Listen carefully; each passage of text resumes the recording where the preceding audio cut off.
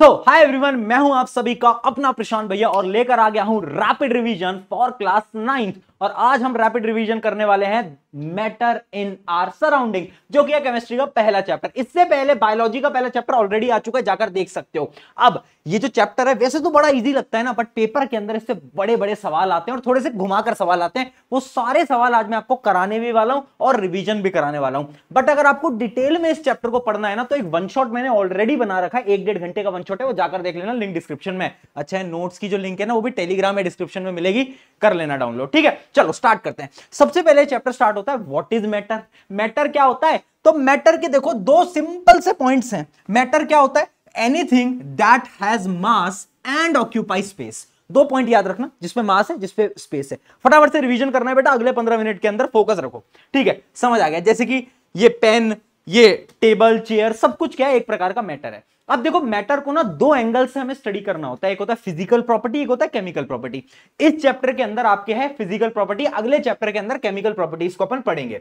अब है physical properties, तो सबसे पहली फिजिकल प्रॉपर्टी क्या है, ध्यान से देखना। Matter is made up of tiny particle. यानी जो मैटर के पार्टिकल्स है ना, वो बहुत छोटे छोटे पार्टिकल्स हैं, और उन छोटे पार्टिकल्स को हम क्या बोलते हैं? एटम्स। बहुत बढ़िया। यानी these tiny particles are called atom. और इस एटम को ना तुम आंखों से देख नहीं सकते, माइक्रोस्कोप से तुम्हें देखना पड़ेगा, तभी जाकर तुम्हें एटम दिखने वाले, इतने छोटे होते हैं। अब यहीं पर ही एक एक्सपेरिमेंट आ जाता है एनसीईआरटी के अंदर, जिससे सवाल आते हैं। एक्सपेरिमेंट में हम क्या लेते हैं? Crystal of potassium permanganate. अब देखना बेटा, पोटेशियम परमैंगनेट का फॉर्मूला याद रखना सबसे पहले तो, KMnO4। ये होता है पोटेशियम परमैंगनेट। इसका कलर क्या होता है? इसको हम पानी में मिलाते हैं ना, तो जो पानी का कलर है ना, वो हल्का सा पिंक हो जाता है थोड़ा सा डार्क पिंक मान सकते हो। ठीक है, अब कलर पिंक हो गया। अब मैंने क्या करा, इस सोल्यूशन में से 10 ml सोल्यूशन लिया और दूसरे बीकर में जिसमें प्योर पानी था, उस पानी में वापस से सोल्यूशन को मिलाया। तो ये जो कलर है ना, इस कलर का रंग थोड़ा सा फीका हो गया, यानी लाइट पिंक हो गया। ऐसा मैंने बार बार करा, और 5-6 बार करने के बाद भी वो जो कलर में वो जो पिंक कलर था ना, वो गायब नहीं हुआ पूरी तरीके से। 10 बार करने के बाद भी हल्का हल्का पिंक कलर दिख रहा था। इसका क्या मतलब है? इसका यह मतलब है कि जो मैटर है ना, यानी वो जो पोटेशियम परमैंगनेट का क्रिस्टल है ना, उसके अंदर बहुत छोटे छोटे पार्टिकल हैं एटम के। तो चाहे मैं कितनी बार अलग अलग सोल्यूशन में उसको डालता जाऊं, उतनी आसानी से उसका कलर नहीं जाएगा। ठीक है, तो इसका कंक्लूजन क्या हो जाता है? इसका कंक्लूजन हो जाता है this shows that matter is made up of extremely tiny particles, as even small amount can spread and color large volume of water। ये इसका कंक्लूजन हो जाता है, बार बार ये पूछा जाता है आपके पेपर्स के अंदर। तो ये थी पहली प्रॉपर्टी। पहली प्रॉपर्टी समझ आ गई ना? 4 प्रॉपर्टी है बेटा बेसिकली। पहली property made of tiny particle. दूसरी property have space between them. अब देखो भैया, स्पेस होती है किसके बीच में? एटम्स के बीच में स्पेस है। कैसे प्रूव करोगे? पानी लो, पानी में चीनी मिला दो, पानी की वॉल्यूम तो नहीं बढ़ी और चीनी भी गायब हो गई। तो चीनी कहां गई? चीनी पानी के जो एटम्स हैं उनके बीच में जाकर डिसॉल्व हो गई, है ना, यानी उनके बीच में जाकर क्या हो गई? वो फंस गई। इसलिए हम बोलते हैं कि जो एटम्स होते हैं उसमें क्या होता है? स्पेस होती है। ठीक है तो एटम्स की दूसरी प्रॉपर्टी आ गई, स्पेस बिटवीन देम। तीसरी property, are in constant motion. यानी ये जो पार्टिकल है ना मैटर के, ये मूव करते रहते हैं, ये इधर उधर मूव करते रहते हैं। फॉर एग्जांपल मान लो ये एक मैटर है, इसके अंदर ये पार्टिकल्स हैं। अब ये पार्टिकल्स ना इधर उधर क्या करते रहेंगे? मूव करते रहेंगे, रैंडम मूव करते रहेंगे। ठीक है, इसका क्या एग्जांपल है? इसका एग्जांपल है, कभी मम्मी ने अगरबत्ती जलाई है तो उसकी खुशबू आ जाती है तुम्हारे पास। तो क्यों? क्योंकि वो खुशबू ना दूर से चलती पार्टिकल मूव करते तुम्हारे नाक तक आ जाते हैं। अच्छा, अब जब हम ये कॉन्सेप्ट पढ़ ही रहे हैं ना, तो यहां पर आपको एक चीज और पढ़नी पड़ेगी, जो कि है डिफ्यूजन। डिफ्यूजन क्या होता है बेटा? Mixing of substances with another substance. यानी एक सब्सटेंस का दूसरे से मिलना, वही क्या कहलाता है? आपका डिफ्यूजन कहलाता है। बहुत सिंपल है। फॉर एग्जाम्पल, एक गैस है और वो दूसरी गैस से मिल जाए तो हम क्या बोलेंगे? डिफ्यूजन हो गया, मिक्स हो गया। ठीक है, अब इसमें सबसे इंपॉर्टेंट चीज क्या है? देखो, 3 स्टेट ऑफ मैटर होते हैं, सॉलिड, लिक्विड, गैस, सबको मालूम है। तो जो गैस होती है ना, गैस, उनके जो पार्टिकल्स है ना, वो बहुत जल्दी डिफ्यूजन करते हैं, बहुत फास्ट डिफ्यूजन करते हैं। अब तुम पूछोगे क्यों? मैं बताता हूं क्यों। एक कॉन्सेप्ट आप याद रखना कि एक कॉन्सेप्ट होता है काइनेटिक एनर्जी का। काइनेटिक एनर्जी क्या है? एक ऐसी एनर्जी जो कि किसी भी पार्टिकल को मूव कराती है। ठीक है, आपके जो गैस होते हैं ना, उनके अंदर काइनेटिक एनर्जी ज्यादा होती है। समझना बेटा, गैसेस के अंदर काइनेटिक एनर्जी ज्यादा है, इस वजह से उसके पार्टिकल क्या करते हैं? ज्यादा मूव करते हैं। समझे? यानी जितनी ज्यादा काइनेटिक एनर्जी उतना ज्यादा डिफ्यूजन होगा। पहला पॉइंट क्लियर। दूसरा पॉइंट, अब एक काइनेटिक एनर्जी पता कैसे बढ़ती है? अगर मैं किसी चीज को गर्म कर दूंगा, हीट कर दूंगा, तो काइनेटिक एनर्जी बढ़ जाएगी। यानी जो चीज जितनी गर्म, यानी अगर मैं टेम्परेचर को बढ़ा दूं, याद रखना, अगर मैं टेम्परेचर को बढ़ा दूं तो काइनेटिक एनर्जी बढ़ जाएगी, और काइनेटिक एनर्जी को बढ़ा दूं तो क्या? डिफ्यूजन बढ़ जाएगा। अब इसका सवाल कैसा आता है, देखना बेटा। इसका सवाल आता है डायरेक्टली ये, Why does hot food smell more than cold food? गर्म खाने की खुशबू आती है, ठंडे की नहीं आती। क्यों? क्योंकि जब गर्म खाना होता है काइनेटिक एनर्जी ज्यादा है, क्योंकि टेम्परेचर ज्यादा है। अब हाई काइनेटिक एनर्जी के जो पार्टिकल्स हैं वो जल्दी डिफ्यूजन करते हैं और तुम्हारी नाक तक पहुंच पाते हैं, ज्यादा मूव करते हैं और तुम्हारी नाक तक पहुंचते हैं। जबकि कोल्ड पार्टिकल बेचारे टेम्परेचर कम टेम्परेचर कम काइनेटिक एनर्जी। बहुत बढ़िया, ये सवाल आता है। तो ये तो हो गई क्या? तीसरी प्रॉपर्टी, ठीक है, पार्टिकल ऑफ मैटर की। चौथी प्रॉपर्टी, अट्रैक्ट ईच अदर, यानी ये जो एटम्स है ना, ये आपस में अट्रैक्ट करते हैं, यानी ये एक दूसरे पे एक फोर्स ऑफ अट्रैक्शन लगाते हैं। इन दोनों का सबका आपस में एक रिश्ता होता है, तो ये दोनों पे क्या करते हैं? ऐसे अट्रैक्शन की फोर्स लगा रहे होते हैं। अच्छा, जो सॉलिड होते हैं उनके अंदर फोर्स ऑफ अट्रैक्शन बहुत स्ट्रांग होती है, लिक्विड के अंदर थोड़ी कम होती है, और गैसेस के अंदर तो बिल्कुल ही कम होती है। ठीक है, क्या ये चीज यहां तक समझ आ गई है? तो आगे बढ़े, ये तीन स्टेट ऑफ मैटर हमें समझ आ गए हैं। चलिए आगे बढ़ा जाए अब अगले कॉन्सेप्ट की तरफ। अब एक डिफरेंस बता रहा हूं सॉलिड लिक्विड गैस का, इसमें कभी कभार क्वेश्चन आ जाते हैं, ध्यान से सुन लो। पहला डिफरेंस देखिए, पहली चीज आ जाती है पार्टिकल अरेंजमेंट। यानी अगर आप ध्यान से देखोगे, जो सॉलिड होता है ना, उसके जितने भी पार्टिकल है ना, जिनको हम एटम बोल रहे हैं, एटम बड़े पास पास अटैच्ड होते हैं, क्लोजली पैक्ड होते हैं, closely packed, very little space. जबकि लिक्विड के अंदर लूजली पैक्ड और बहुत सारी स्पेस होती है, और गैस के अंदर क्या होता है? बहुत दूर दूर, बहुत दूर। ठीक है, चलिए अगली चीज। अब यहां पर फोर्स ऑफ अट्रैक्शन की बात करते हैं बेटा। तो फोर्स ऑफ अट्रैक्शन सॉलिड के अंदर ज्यादा होता है, लिक्विड के अंदर वीक होता है, और गैसेस के अंदर तो वेरी वीक, बहुत कम होता है। अगली चीज, शेप एंड वॉल्यूम। सॉलिड की शेप एंड वॉल्यूम फिक्स्ड रहती है, लिक्विड की वॉल्यूम तो फिक्स्ड रहती है, पर शेप कभी फिक्स नहीं होती। बाल्टी में जितना पानी डालोगे वॉल्यूम तो सेम रहेगी, बट शेप बदल जाती है। और गैस की तो दोनों ही फिक्स नहीं होती, ना इसके पास अपनी शेप है, ना इसके पास अपनी वॉल्यूम है। अगली आती है कंप्रेसिबिलिटी। कंप्रेसिबिलिटी यानी अगर दबाएंगे तो कंप्रेस होगा। तो देखो, solids can not be compressed, liquid थोड़े बहुत हो जाते हैं, पर गैसेस कैन इजीली कंप्रेस्ड, आराम से हो सकता है। अगला difference, kinetic energy and movement. अभी आपको बता ही दिया कि पार्टिकल्स जो है सॉलिड के बड़े धीरे धीरे धीरे मूव करते हैं, मूव तो करते हैं बट धीरे धीरे।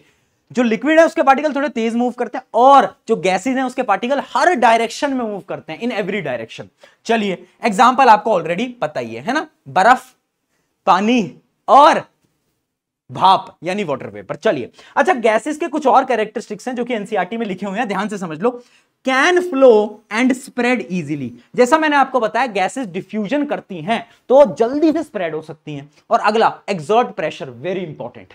एक गैस को अगर एक कंटेनर में रखेंगे ना, तो वो हर डायरेक्शन में प्रेशर लगाएगा। क्यों? क्योंकि उसके पार्टिकल हर डायरेक्शन में मूव करते हैं। तो याद रखना, gas particle collide with container walls exerting pressure, pressure लगाते हैं भैया हर जगह पे, इंपॉर्टेंट है, एमसीक्यू पूछा गया था।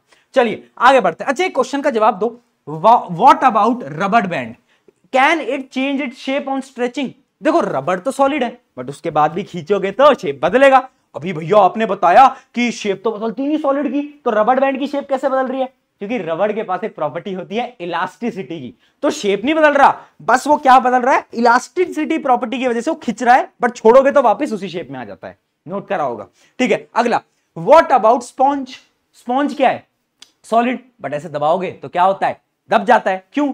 क्योंकि स्पॉन्ज के अंदर ना एयर गैप्स होते हैं, जिसके अंदर हवा भर जाती है। तो जब हम दबाते हैं ना, तो बस वो हवा निकल जाती है, और छोड़ते हो वापस एयर आ जाती है, बस। तो solid can not change their shape and size, वो सेम ही रहता है, बस यहां पर एयर आ जाती है, और एक प्रॉपर्टी होती है ऊपर वाले में इलास्टिसिटी। चलिए, ये क्वेश्चन बार बार पूछा गया था, इसलिए मैंने आपको बता दिया। आगे बढ़ते हैं। अब आता है टेम्परेचर कन्वर्जन। देखिए, जो एसआई यूनिट है ना टेम्परेचर का, वो केल्विन होता है, पर भैया हम तो सेल्सियस में नापते हैं, कोई दिक्कत नहीं है। याद रखना, वैसे एसआई यूनिट तो केल्विन ही होता है, ये चीज इंपॉर्टेंट है, याद रखेंगे। अब केल्विन और सेल्सियस का कन्वर्जन क्या है, समझना बेटा। 0 डिग्री सेल्सियस का मतलब होता है 273 केल्विन, 0 डिग्री का। अब मान लो तुमसे पूछा जाए 10 डिग्री सेल्सियस कितना होगा, तो तुम्हें कुछ नहीं करना है, इसमें बस 10 जोड़ देना है। 10 डिग्री सेल्सियस कितना होगा? बस आपको 273 में 10 जोड़ देना है, जो कि आ गया 283 केल्विन। बस tata bye bye good bye.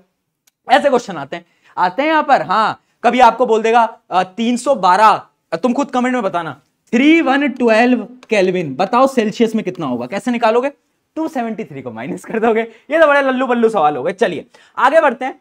Matter can change it's state, क्या मैटर अपनी स्टेट बदल सकते हैं सॉलिड लिक्विड गैस से? बिल्कुल। दो केसेस हैं, या तो टेम्परेचर बदले या तो प्रेशर बदले। अब समझते हैं बेटा टेम्परेचर बदलने पे क्या क्या हो सकता है। एक एक करके एक टेबल है बेटा, वेरी इंपॉर्टेंट टेबल। पहले आपको कॉन्सेप्ट समझाता हूं। जब हम हीट देते हैं ना, हीट, मान लो बर्फ है, बर्फ को मैं हीट दे रहा हूं तो क्या होगा, जो पार्टिकल होते हैं ना वाइब्रेट करने लगते हैं, तेज तेज तेज तेज वाइब्रेट करने लगते हैं। ठीक है, heat overcomes attraction forces making particle move freely, leads to melting when solid converts into liquid. यानी फिर क्या होता है, वो पार्टिकल की जो फोर्स ऑफ अट्रैक्शन वो टूटने लगता है और वो सॉलिड किस में कन्वर्ट हो जाता है, लिक्विड के अंदर कन्वर्ट हो जाता है। अब एक टेबल वेरी इंपॉर्टेंट, ये जो टेबल है सबसे इंपॉर्टेंट है, देखना बेटा। अगर सॉलिड को लिक्विड में कन्वर्ट कर रहे हैं, बर्फ को पानी में कर रहे हैं, कैसे करेंगे, टेम्परेचर को बढ़ाकर। उस प्रोसेस को हम बोलते हैं बेटा फ्यूजन। ठीक है, लिक्विड से गैस को हम बोलते हैं वेपराइजेशन, और गैस से अगर मुझे सॉलिड बनाना है, गैस से सॉलिड डायरेक्टली, उसको हम बोलते हैं डिपोजिशन। सिमिलरली अगर मुझे गैस से लिक्विड बनाना है तो होता है कंडेंसेशन, और अगर लिक्विड से सॉलिड बनाना है तो होता है सॉलिडिफिकेशन, और अगर सॉलिड से डायरेक्टली गैस बनाना है तो उसको हम बोलते हैं सब्लिमेशन। और इस सब्लिमेशन का एग्जांपल पता है क्या है, आपके घर में ना वो छोटी छोटी बॉल्स रखी जाती है, नैप्थलीन वाली कुछ बॉल्स होती हैं, आपकी मम्मी रखती होंगी, पूछना, है ना। तो वो जो बॉल्स होती है ना वो सॉलिड होती हैं, बट वो गायब हो जाती हैं। जादू नहीं है वो सॉलिड डायरेक्टली गैस के अंदर कन्वर्ट हो जाता है और गायब हो जाता है। तो उसी प्रोसेस को हम बोलते हैं क्या, सब्लिमेशन। ये सारे के सारे प्रोसेसेस याद होने चाहिए विद नेम।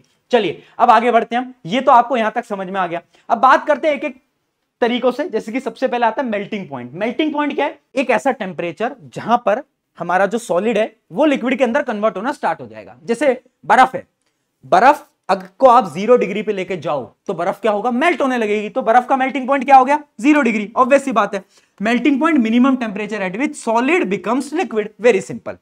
ठीक है, बट उतना सिंपल नहीं है भैया, क्योंकि यहां पर आ रहा है सबसे इंपॉर्टेंट कॉन्सेप्ट जिसमें से सवाल पूछा ही जाता है बार बार। और वो कॉन्सेप्ट का नाम क्या है, लेटेंट हीट ऑफ फ्यूजन। देखो भैया फ्यूजन क्या होता है वो तो मैंने बता दिया, conversion of solid into liquid, fusion, clear है, क्लियर है। पर अब सवाल आता है ये क्या होता है लेटेंट हीट। देखो भाई पहले डेफिनेशन पढ़ लो, उससे आपको क्लियर खुद ब खुद पड़ जाएगा। Heat needed to convert 1 kg of solid to liquid at melting point. समझना बेटा, मान लो 1 किलो मेरे पास क्या है, बर्फ है, ठीक है। अब वो बर्फ 0 डिग्री सेल्सियस पे आ चुकी है, वो बर्फ का टेम्परेचर है 0 डिग्री सेल्सियस, ठीक है।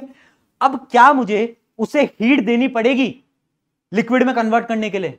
क्यों देनी पड़ेगी? क्योंकि अभी ना इसके जो एटम्स हैं उनके बीच में फोर्स ऑफ अट्रैक्शन है, तो उस अट्रैक्शन की फोर्स को तोड़ने के लिए मैं हीट दूंगा और अब पानी में कन्वर्ट हो जाएगा। पर पता है उस पानी का टेम्परेचर अभी 0 डिग्री रहेगा, टेम्परेचर नहीं बढ़ा, स्टेट चेंज हो गई।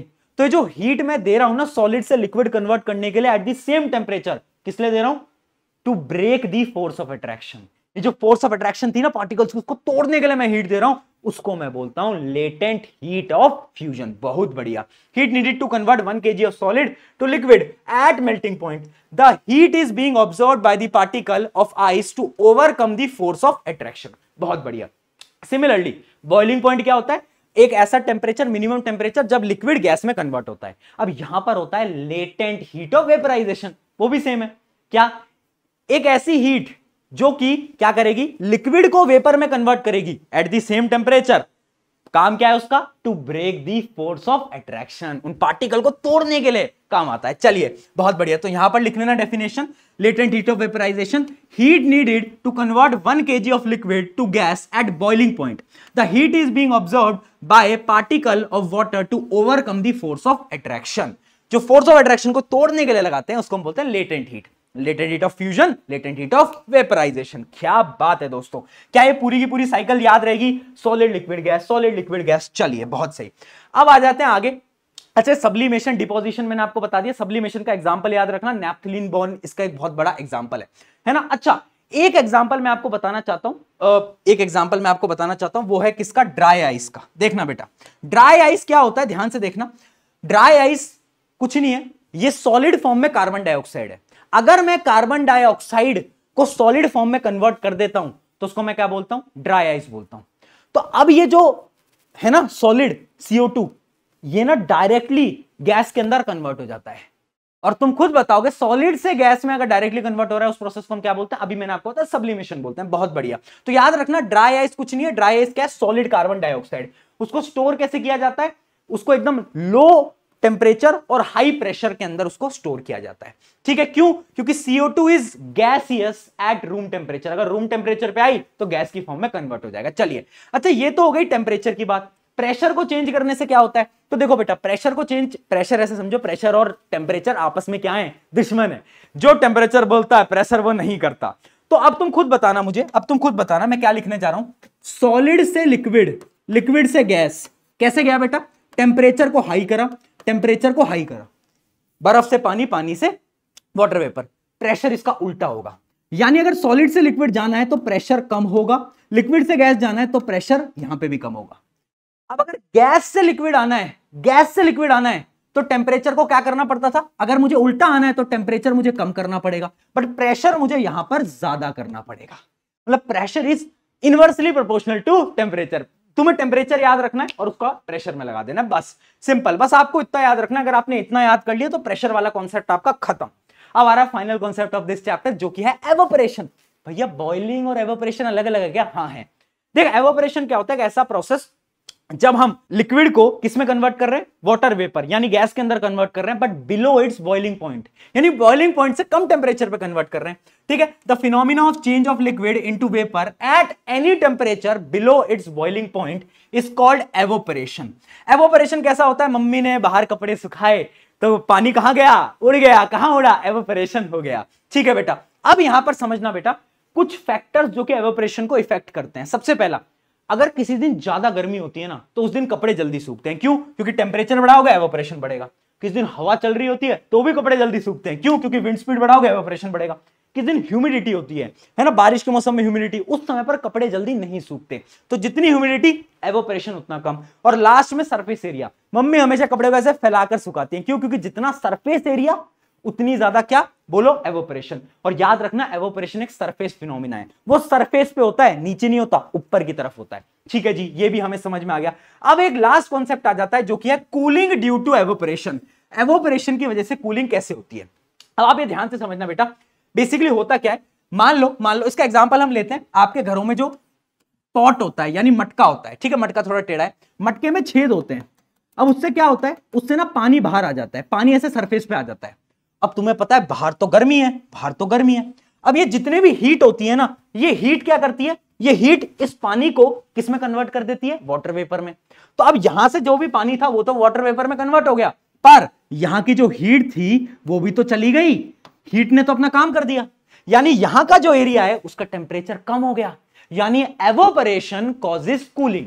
क्या ये बात हमें समझ में आई? यहां पर लिखा भी हुआ है। क्या होता है कि जो लिक्विड पार्टिकल्स होते हैं वो एनर्जी को ऑब्जॉर्ब करते हैं, वो वेपर के अंदर कन्वर्ट हो जाते हैं, और वो वाला जो एरिया है वो क्या हो जाता है? वो कूल हो जाता है, ठंडा ठंडा कूल।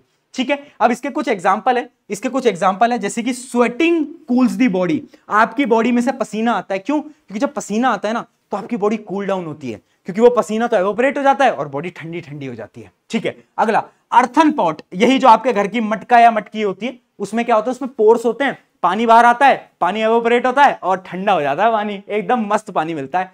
उसके अलावा क्या है? उसके अलावा कुछ और एग्जांपल है, वो भी मैं आपको दिखाता हूं। जैसे कि why we wear cotton in summer.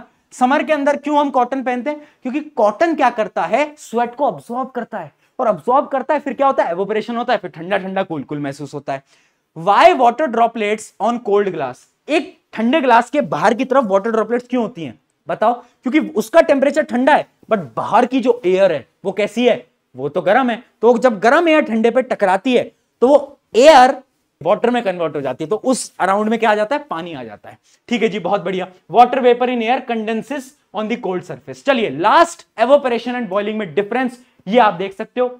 Evaporation और बॉइलिंग में क्या क्या डिफरेंसेस है मैं आपको बता चुका हूं। Evaporation at all temperature, boiling on fix temperature पे ही होता है। ये एक स्लो प्रोसेस है बेटा, और ये बड़ा ही फास्ट प्रोसेस है। उसके अलावा ये सिर्फ सरफेस फिनोमिना है, जबकि इसमें पूरा का पूरा लिक्विड कन्वर्ट होता है गैस के अंदर। इसमें सिर्फ सरफेस वाला लिक्विड कन्वर्ट होता है। एवोपरेशन से कूलिंग होती है और बॉइलिंग से कूलिंग नहीं होती। ये सबसे इंपॉर्टेंट है, पेपर के अंदर आने वाला। यहां पर आपका हो जाता है रैपिड रिवीजन। इसका खत्म। अगला चैप्टर कौन सा चाहिए कमेंट में बताना। और ये रहा आपका आज का सवाल। चैट में बताओगे, यानी कमेंट्स में बताओगे कौन सा आपको लग रहा है ये मैंने बताया हुआ है। चलिए टेक केयर, बाय बाय।